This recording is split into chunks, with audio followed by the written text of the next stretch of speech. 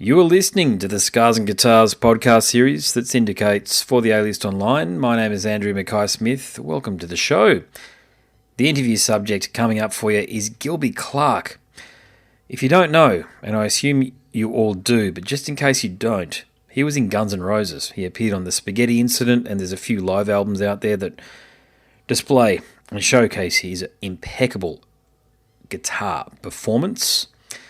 The catalyst for the conversation with Gilby is his brand new solo album for 2021. It's titled The Gospel Truth. Do check it out. Gilby is far from what is known as a rock and roll survivor. He's a rock and roll thriver. I love what he does. I truly do. He's one of those guys who is carrying the rock and roll torch well into the 2020s. He's far from a nostalgia act. So here he is. The great and powerful, as Joe Rogan says, Gilby Clarke, ex-Guns N' Roses. How you going? There you go. That's so much better. All right, good. All I good. can hear better now. No worries. Yeah. No, it's just I've just noticed too. I didn't realize you're a huge George Harrison fan. So there you go. Oh my God, I'm a big Beatles guy, man. I love the Beatles. Nice. Yeah. No, they're quality photos there, or pictures there behind you. Yeah. Nice. Those were from the Time magazine thing that they did. They had that feature in Time magazine where each week they released a different cover photo. Nice. Okay. Well, there's quite a bit of Beatles and, of course, quite a lot of Stones in The Gospel Truth. I'm enjoying it. Okay, John sent across the stream. And overall, I just think it continues your penchant for crafting high-quality rock and roll. But something else I think you've done with The Gospel Truth, Gilby, is I think you've taken it back a gear on some of the cuts, which is just a glorious thing to hear because your voice is underrated. I don't think you get nearly enough credit. Thank you for saying that. Yeah, for the way that you sing. And it's, to me, an album like this is a classic late night driving accompaniment. Okay, because I love it when music finds a place in my life. The other thing that I think you've done with this album here, though, is I think you've rewarded your longtime fans, people like me that have been with you ever since I heard about you in Gunners, of course.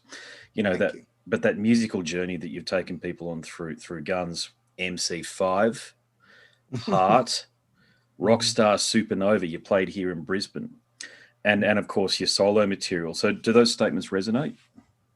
Absolutely. I mean, everything that you just mentioned, I learn, and I've never been one of those guys that says, oh, I've achieved this. And, I know how to play. I know how to sing. I know how to write. I always feel unfinished. I always feel like I want to get better. I actually enjoy the process of getting better. And so every project I have done, whether it's, a short tour or even 2 or 3 dates with someone new, working with Steven Tyler, you learn from these great people, and I take it in. There are times when I'm working with them where I just shut the fuck up and I just absorb, because there's some of these guys have so much talent, and that's why they're successful for that long. But yeah, Rockstar Supernova, even working with Tommy, I've known Tommy, since he was 18 years old. But I learned he's a very modern person. The way that he performs live is very modern. He has drum triggers. He plays the tracks. Whether the audience hears them is one thing, but he needs that for his inspiration. With Heart, I mean, I always thought I did a good job as being a guitar player singing backgrounds. But when you hear Ann and Nancy Wilson sing together, It's angels. There's nothing like how they harmonize together. It's hard to describe until you hear it, because we've all heard the Beatles, we've all heard Queen, who does unique harmonies. But when those two sisters sing together, they just create magic. So, no, I learn from everybody. I hope I do. I really do. Guitar playing, singing, writing, performing, anything. I'm still learning. Yeah, you're extremely versatile, though. All those bands that I just mentioned, and you could never call you a sideman. You've always had your own voice. Now, what I mean by that is, if you talk to a rock and metal fan and you say Gilby, it's you. Nobody else. You've sort of you long graduated to that point where you were just a first name. So So do you get many opportunities to, say, offer mentorship? I know you've done a little bit of it in the past to Fall Out Boy in some of these bands, but is that something that you're interested in moving forward? When it comes up, yeah. It's just it doesn't come up a lot, to be honest. I'll tell you one thing that was really inspiring was with Uli John Roth. It was in New Zealand, of all places. We did something part of his Sky Academy, and oh my God, I mean, just hanging around that guy for a couple hours was inspiring because he gives back so much. And in that Sky Academy, it was for me, I kind of thought it was just like a personal appearance thing, where you show up, you play guitar, you answer some questions, clinic thing. But it wasn't. Uli would have each musician. I mean, it was like a huge theater full of musicians, whether they play guitar, bass, drums, or whatever. And he'd have them, play a piece. And he always had something unique and in a learning that he would say to them. He would never say, you're not good enough, give it up or whatever. He took something that they did well and he would, help them with that. And it blew me away what patience he had and how he could listen, like just the way he listened what really blew me away. So when those opportunities come up, I definitely do it, but they really don't come up that often. Yeah, fair enough. Yeah. Just going back to the gospel truth again. Something else, and another bit of praise here is that it's extremely cohesive. It's one of those rare rock albums, and please take this as a compliment, where I can have on in the background and it doesn't disturb. You know what I'm saying? It's not one of those wavy up and down records, Yeah. So I've got to be honest, it is hard to single out a specific cut for praise because it is a unified body of work. So it seems like it came together fairly easily. But I bet there were some challenges. So can you tell me, if there were challenges, what you went through? The biggest challenge was it had been a long time since I made a solo record. And there was a lot of reasons why I didn't make a solo record for, almost 20 years. It'd been a long time. And when I decided and started the process for this record, the biggest challenge was I kind of felt like I had already covered all the subjects that were important to me, things that are close to me that you write about. So I didn't want to be redundant, and I didn't want to be, repetitive. So I had to kind of dig because there are some of the same subjects on there, but I did take a different approach to it, so that was a bit challenging, I'm not saying I went back and I listened because I don't have the best memory, but I at least remember my own music and stuff. But I did challenge myself lyrically on this record and also vocally. I mean, that's just natural of you get better, hopefully you get better with age and stuff. And you learn more about your keys, where before I would write a song and it was always in the best guitar key, not always the best vocal key. And so I did pay a little bit more attention to that on this record, where I did work within my vocal keys than that. But lyrically, that was the most challenging thing, once again, just not be redundant, not be repetitive, and try to take a unique view on the songs, try not to use cliches and things like that. I took that to heart. Were there any concepts or themes then within the lyrics that you explored this time around? Not, to be honest, no. I was really, I approach songwriting in a lot of different ways. Sometimes I'm the observer. Sometimes it's not about me, it's like it can be an experience that I was close to or an observer. So in all realities, it doesn't always have to be honest.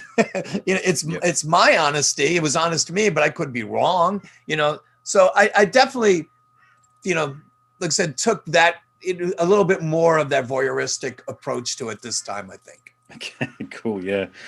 You worked with Kenny Aronoff. Now, when you get somebody like him in for a recording, I mean, you're a household name and he's approaching a household name, but I mean, he's just the drum behemoth, one of the drum gods. Got a very good description, behemoth. But what do you say to somebody like him when you're giving him a track to record? Do you actually need to give him any instructions, or do you just go, Kenny, do your thing?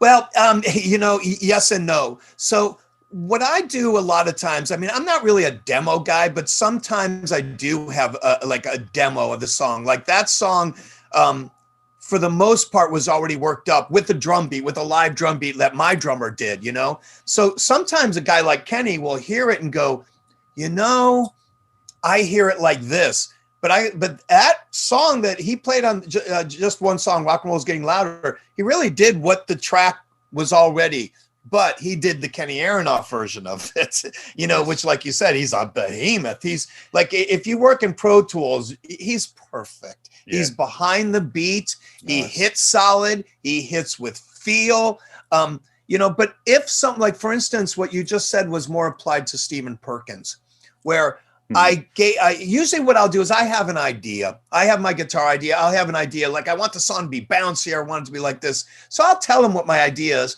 Sometimes they go with it. And then sometimes they go, you know what? I don't feel that. And they'll go a whole different direction. So that's what I did with like I said, with Kenny, kind of did follow what we had already had. But with Perkins, he took it in a whole new direction. Yeah. I wouldn't say it certainly wasn't a surprise to see you working with Stephen, but how did your friendship or your relationship with Stephen come about? Boy, that's a good question. I can't remember when I met Stephen.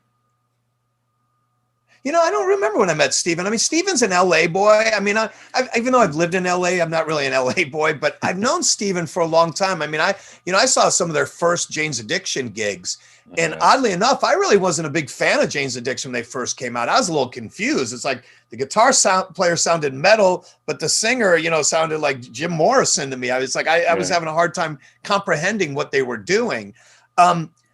I can't remember how I met Stephen, to be honest, but we are very good friends. We've played a lot of gigs together. We have a fun band we have called the Halloween Jack, where we just play 70s glam songs like Kiss, Alice Cooper, New York Dolls, Iggy. And he's a good friend. And I'm lucky enough to he's in the Rolodex musician wise that I can call on him. Okay, sweet. Yeah, gotcha. And the other, you've got a few collaborators here, and the other one is Nikki Sixx. Yes. Now, I've long felt that I think you guys need to form a band at some point, so hopefully that happens. but look, your chemistry on Tightwad is on point. That's what my overall point there. But when you're writing a song and you bring in people like Kenny and Stephen and Nikki, also talking about Nikki here, when you were writing Tightwad, did you think, Nikki would be perfect for this? Is that how it works? No, no. It just was so Nikki was supposed to be on Pawn Shop Guitars. We a very long time ago. It just didn't work. We were in the studio at the same time. They were making the Karabi record while I was making Pawn Shop Guitars in the same studio. And we tried to make it happen, but it just didn't happen. So we've been talking about it over the years. And then when I was doing the record, I had just gone out to dinner with Nikki, his wife, and Billy Gibbons and his wife, and myself and my wife went out to dinner. And we, when you get together with Billy, you just really shut up and listen to his stories. But on the side, when Billy got up to go to the bathroom or whatever, Nick and I was talking, I go, I'm actually working on my record right now. You have to do a track. And he said, well, send me what you got. And I just happened to send him that song. And I didn't send him a bass track. I just sent him, actually, it was just me and Perkins's track, and I let him do his thing. And he came in, he cut it at my studio, and I really just let him do his thing. And it's such a departure, from what he does in Motley or even Brides of Destruction. It really just fit the song, and I didn't really have to say much. He brought a 1959 P bass, and he actually brought a pedal that I use to this day. Like I go, oh my God, it's such a great little bass pedal that I to this day, I still use that pedal.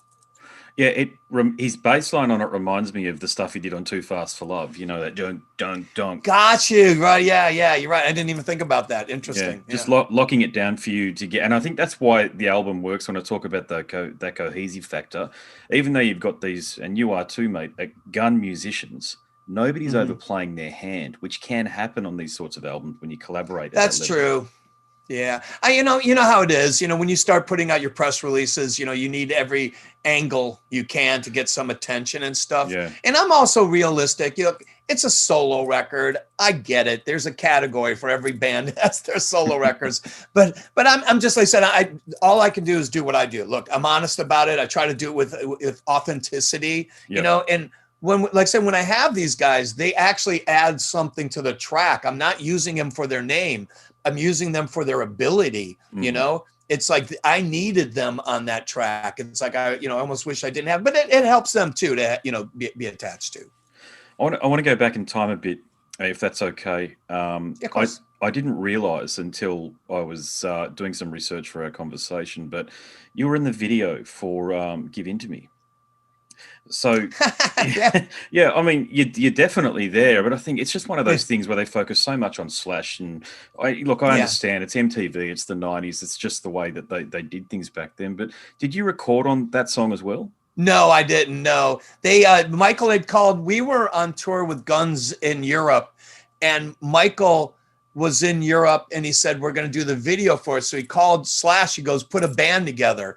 And there was a moment where we actually were going to do like a mini concert when we did that. So it was in front of a live audience, and he asked myself and Teddy. You know, Teddy had been playing keys and GNR and stuff, and the wives, and we all got on. Michael sent a private jet, and we went to Germany. We did it.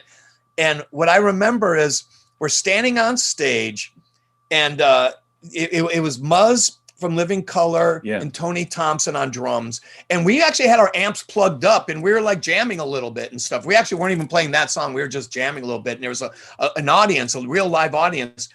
And Michael walks on stage, and the place just went like, you know, you hear that Beatles scream, you know, that's just so deafening, right? Yeah. And Michael came up to me and he goes, what are they screaming at? In this almost like childish voice. And I look at him like this, because you're Michael Jackson. like I couldn't believe he didn't get it, but he looked like he didn't know why these people were screaming at him. But it was a really fun experience. I'm so happy that Slash asked us to be a part of it. Yeah, nice. Jesus Christ, man. That's a hell of a band. Tony Thompson there on drums from Chic, who is, yes. I'm a bassist, and I play a lot of disco and funk music, so I've had to learn a lot of Bernard's bass lines that go alongside, of course, what Tony's doing there. But Muzz Skillings. Yes. Jesus. I mean, I love Doug Wimbish, and I've had a conversation. Yeah, with him, of course, yeah. You know, but is it a different feeling when you're with musicians like that? Is it just deeper in the pocket? Yes. Yeah. I mean, it's like it says, for me, someone like Tony is, you know, like Kenny. The reason they get those gigs is they have that pocket. You know, they're what I call, they're behind the beat. Yeah. They're not pushing. Yeah. They're not on the click. They're behind the beat. You know, it's just that stuff that's just built into you. And they just, you know, probably the first time they picked up sticks, they had that, you know. But yeah, Tony is definitely one of those guys. Muzz was a little odd, I thought, because it didn't feel like the natural fit. I mean, he was like we're all in our black rock clothes, and he was dressed head to toe in white tennis shoes. It was a very different vibe. But I mean, he's a sweetheart of a guy and a hell of a player. And you could see, I mean, for Slash, he was like putting together like his ultimate band, you know, just to jam a little bit. But you know, I mean, I could see that band working very well, you know, with that, you know, that rhythm section is very strong. Yeah. But it also talks about, I've mentioned the word already, versatility, that great versatility that you've got. And I had to look up, to be honest, who Kim Fowley was. Kim Fowley. Yeah. There you go. But I understand you were his go-to session guitarist. And what I haven't heard before, of course, it's interesting. I'm a ghostwriter for biographies, but you're a ghostwriter for musicians. Yeah. So were you writing songs for Tiffany and all of those sort of people back in the day? Is that what you were doing? Well, it was a little bit of both. I mean, it first started out with just session guitar playing. My job was I came in at midnight, and Kim would hand me these stacks. He always had these yellow legal pads, and he had a list of the songs. He goes, fix. And he wrote, you know, like the verse guitar, chorus guitar, second song, you know, what is it, the bridge or whatever. And it was just these probably like 4 of them, you know, of everything. And I would have to use their guitar and their amp. This is way before Pro Tools. This is tape, where I had to go back in and fix the guitar parts that were played that day, just so they were a little bit more in tune. You know, the intonation was better, played in time. You know, sometimes you'd have some bands where you have to use the band musician, and you know, they're not experienced at recording, and it's a little, you know, too sloppy. It was that thing they would always call, we'll fix it in the mix. I was in the mix.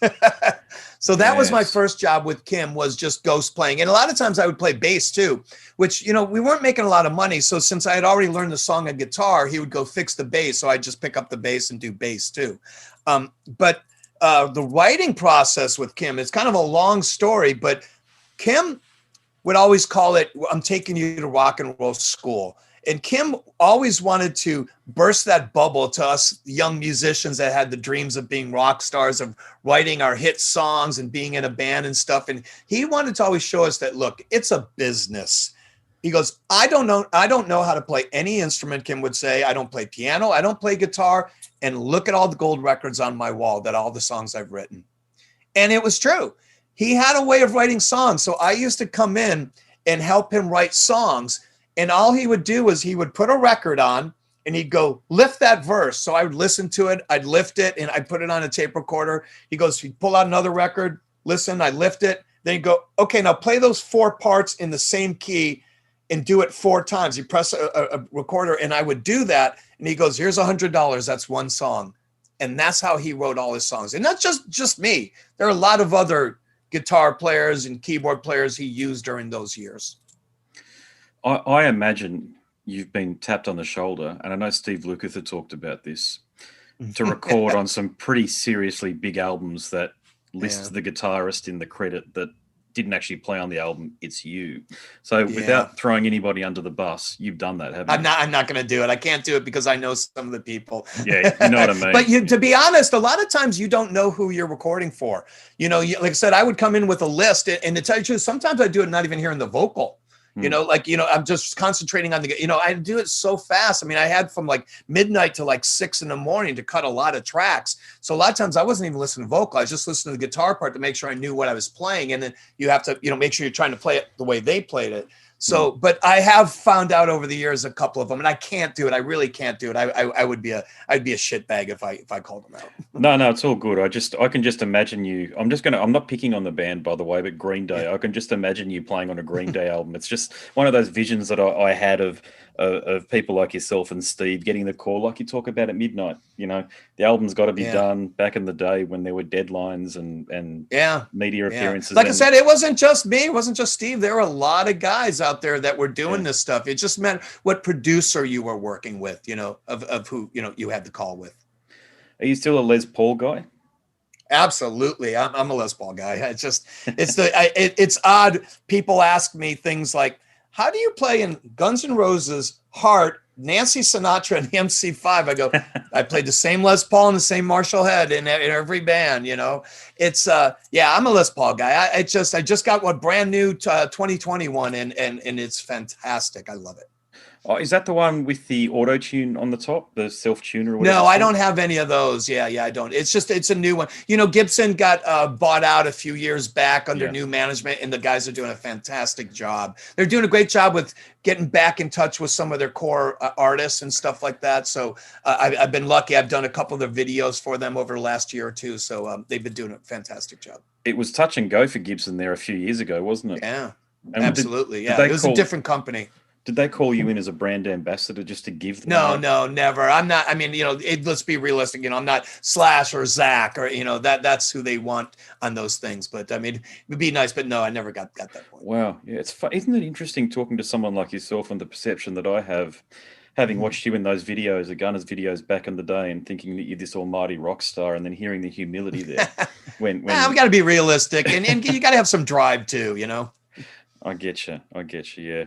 Mate, I better let you go to the next one. I think it's probably kicking off in 5 minutes time or so, is it? Yeah, I got 5 minutes, but it's all good. Yeah. Nowadays, it's a click of a button, man. It's so easy. Well, I will ask you this then. Your career, as far as I'm concerned, you're one of the guys. I'm a musician, as I've said a few times. So people like yourself tend to be the guys that I place emphasis on over the singer even. Thank you. Is there an aspect of your career that you wish got more attention from people in interviews and the like? Well, that's a good question. Let me think about that.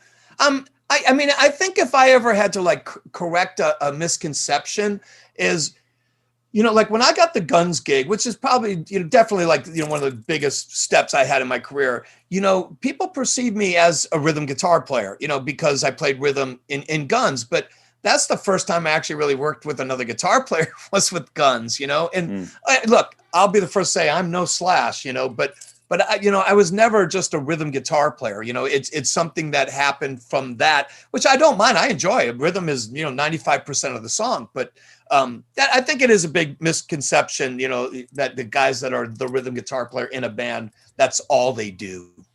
Yeah. Did you bring songs into Guns that were considered for what might have been a new album in the 90s?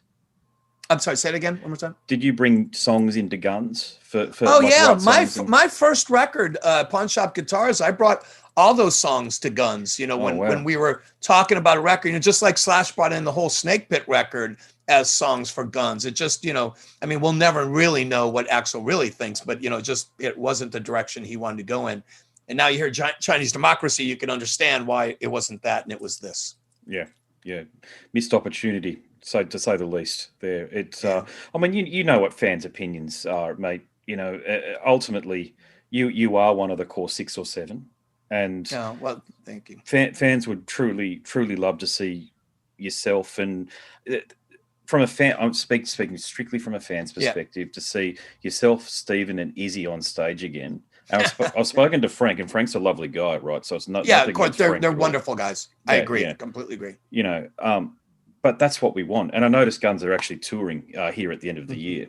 But it's interesting because they only toured here about 2-3 years ago or so, and I watched it. Great show, by the way. Nothing bad to say about the show.